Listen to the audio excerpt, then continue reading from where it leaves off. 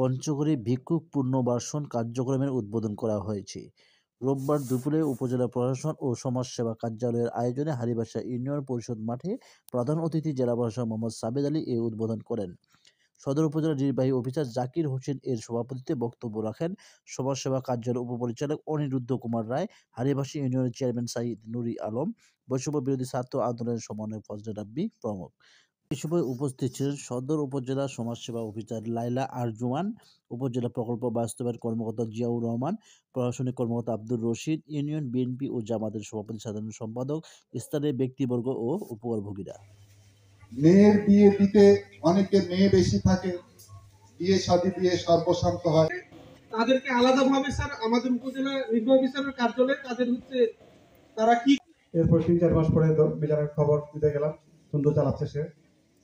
8-9 মাস পরে সে আমার কাছে আসছে, কি অবস্থা নিয়েছেন? বলে স্যার আমার দোকান আমি ভালো চলছে স্যার, আমি তো কিছু টাকা জমাইছি।